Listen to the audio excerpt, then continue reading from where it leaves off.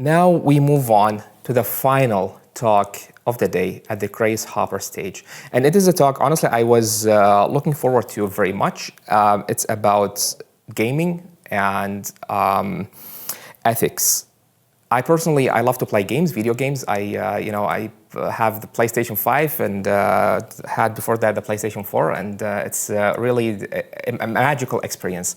Being transformed to a different world and living a different story. It's something that excites and motivates, and it's always something that brings a smile to my face. And I'm very happy to have you here, Melinda, talking about gaming and the role of gaming. And I read that you are on a mission to help companies and employees co-create long-lasting well-being using gamification and data science, which is a very exciting combination. So I look very much forward to your presentation. Yeah, thanks for having me. Should I get started? Yes, please, you do that. All right, let me share the screen.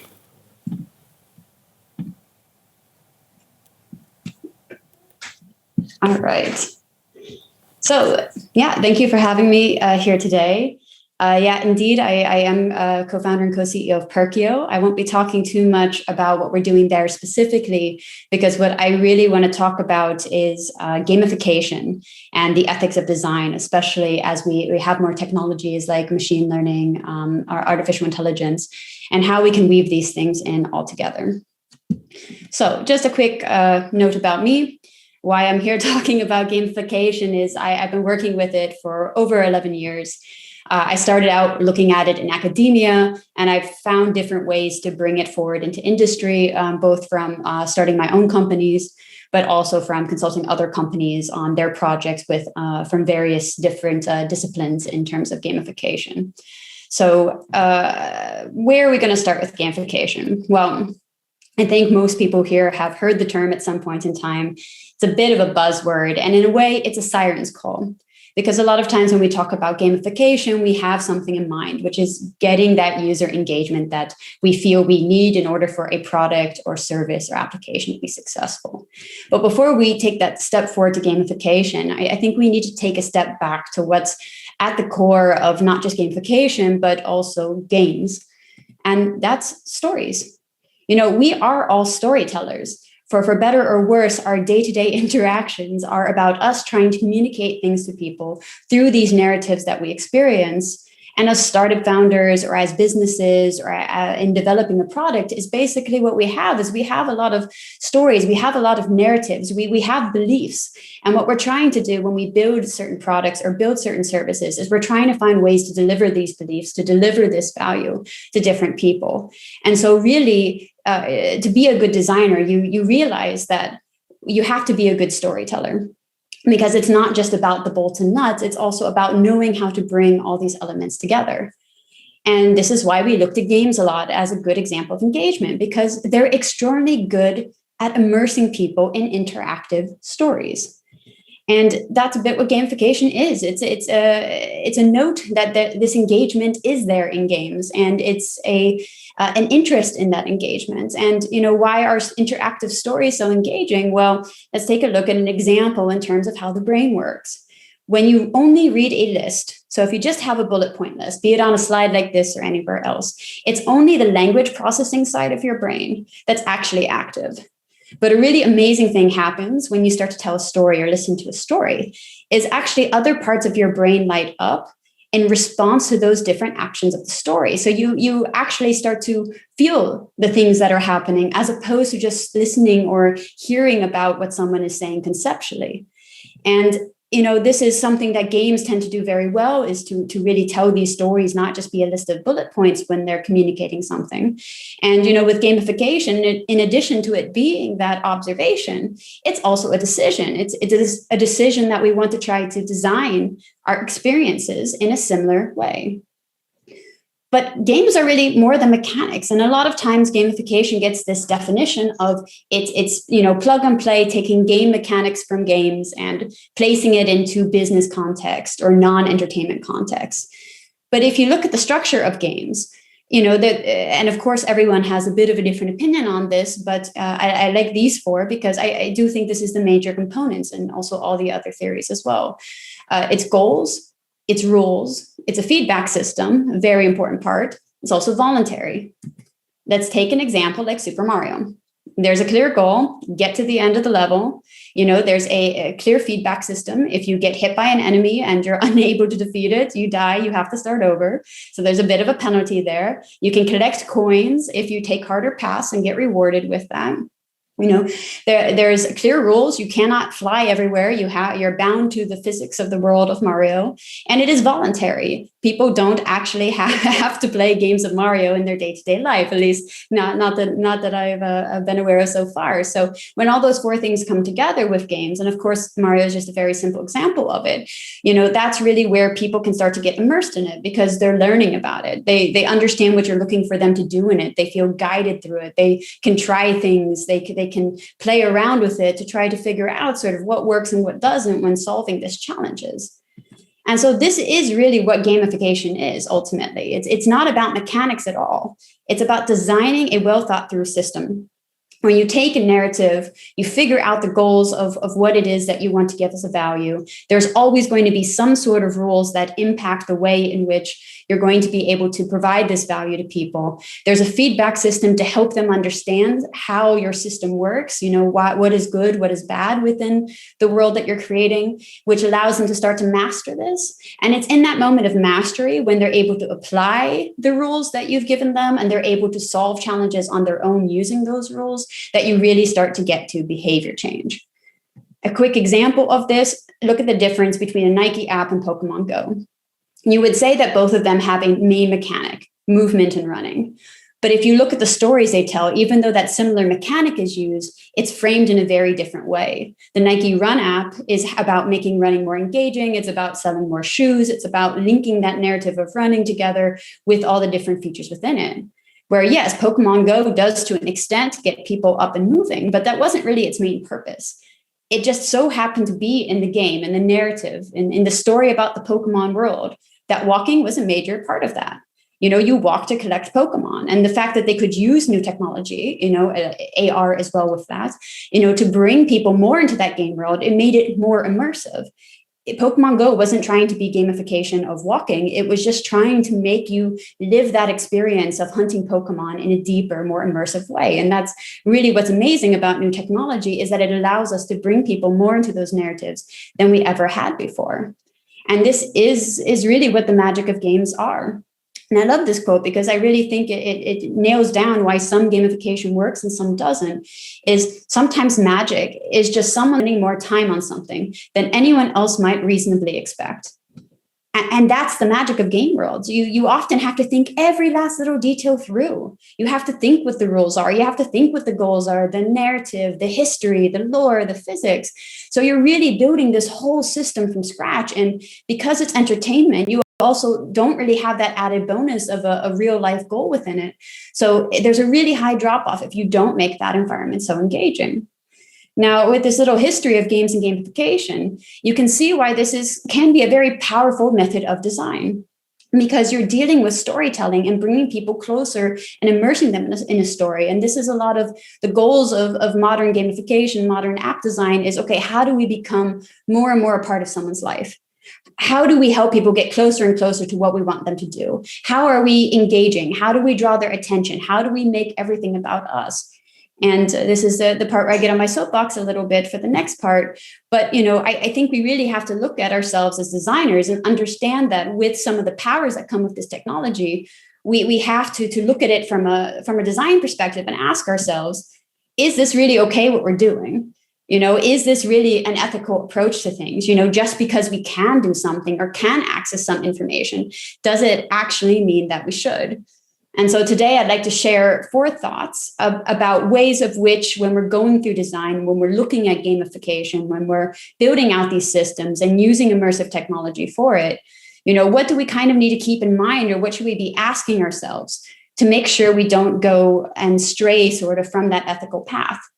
Because manipulation is never really acceptable in a design. And we should hold ourselves to the standard that even as we can blur the the line between truth and fiction, or in terms of fiction and reality, or physical and digital, that we're going to hold true to protecting the people that we're trying to provide value for, protecting the people that we're serving. And so this is, as point number one is, at all points in time in your design process, be clear on whose objectives you're honestly designing for. And, there will be many times of which your objective is going to be in line with your customer's objective if you're trying to complete a process or a transaction. But there's also a lot of times of which we bring some of these quote unquote game mechanics into play, where it's not quite clear who it's benefiting. Some of you may recognize what site these are screenshots of, but this is a hotel booking site. And if you look at these two screenshots of two bookings, you can search, you can get a list. You'll notice that there's a lot of urgency going on here. There's a limited time deal. There's a price reduction. There's only one left, a limited quantity of this. It's in high demand. It's been booked 6 times in the last 24 hours. Sometimes you can also see that 3 other people are looking at it right now. So basically, when you're looking to book a hotel, all over the place, these interactions are screaming at you, hey, you better act now, better act now, better act now. But who's that for? Is that really for me as a user? Is it to make sure I don't miss out on something, miss out on a resource of which, hey, look, we just want you to know if you don't book this now, it might go away? Or is it for the company to try to get me to do the booking faster and to be concerned that there's a scarcity of resources? And it's a really, this is why this is such a complicated discussion, because it is a blurry line. Because of course we are trying as designers often to change people's behavior or help them do something. You could argue that it is really in their best interest to act sooner rather than later, because prices tend to go up as bookings get sold out. But I think this is something where we look at potentially the quantity of urgency symbols here, or the way of which some of these things are phrased, and we asked ourselves, hey, who is this really for? Is this really for the user? Or is this because we want to try to push a behavior out of it? We want to try to manipulate a decision right now. It's the same as with the price cuts. There's a lot of sites use this, also e-commerce platforms, everything. It's there to communicate that sense of potential loss, because everybody knows that psychologically people are very loss averse. And so if they think that, oh no, if I don't act now, I'm going to get, I'm going to not have as good of a deal as I could have. A lot of times people will make a much faster decision. And I think we need to ask ourselves, are we emphasizing this because it really is that price difference? Or are we emphasizing this because, again, we're simulating a price difference of which maybe we reference one possible price out there, but actually the retail price, the actual price that people are paying is much closer to that marketed price.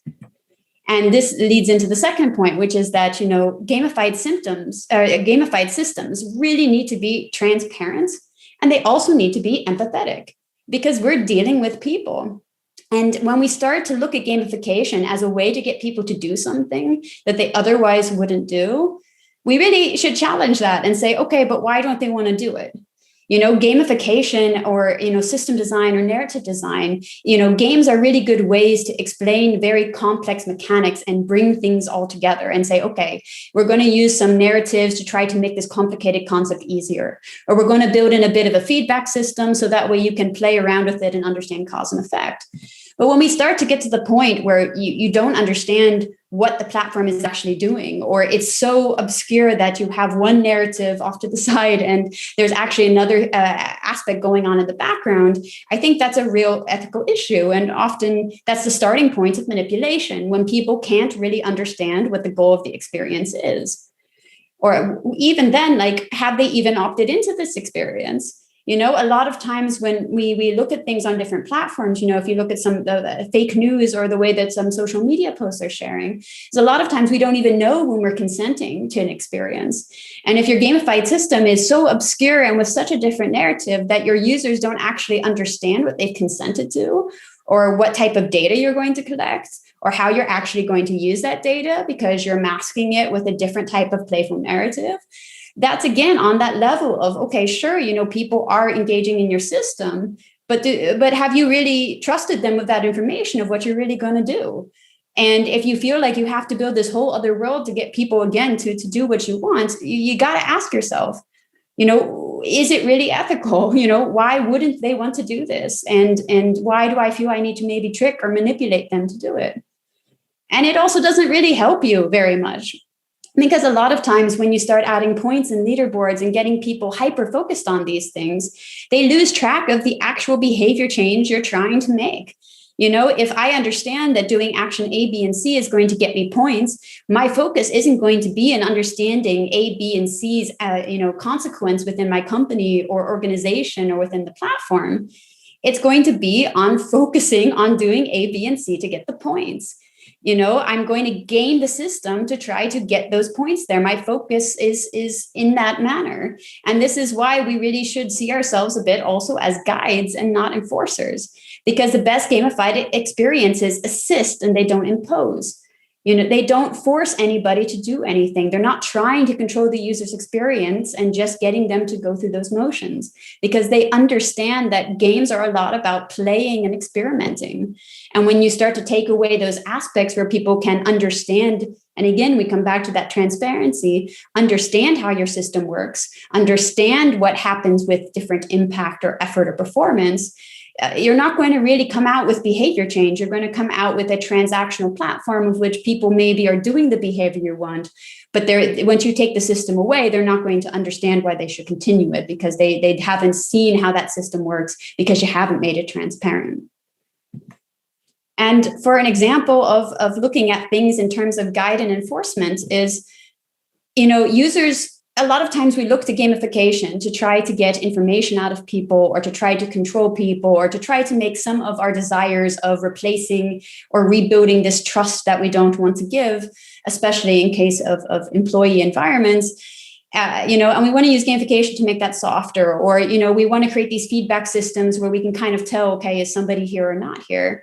And, this is another thing with gamification is yes, and with artificial intelligence or machine learning or any aspect, anything that can do anything with large quantities of data, is that we need to build that trust there. And if we don't, they're going to be trying to hack the system more.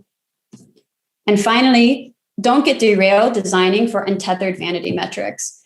Just because daily engagement sounds super awesome in a pitch deck doesn't mean it is what you should be aiming to do. It doesn't mean that it's actually going to be helpful for your platform or get the users the behavior that you want. And a lot of times we add somewhat manipulative actions in there to artificially create this daily engagement, when actually we could provide more value in a very ethical manner by just letting them choose a natural pace of which they, which fits the service or the value that you're presenting to them. So, keeping this all in mind is we really should keep in mind that these little decisions that we make on a day-to-day basis with games, gamifications, rewards, badges, points, leaderboards, manipulation, encouragement, all of this is every little design decision we make on a daily basis impacts our bigger design philosophies. If we say manipulation is acceptable, then we're saying we're adding it to our design toolkit, and we should be very cautious about that. Thank you.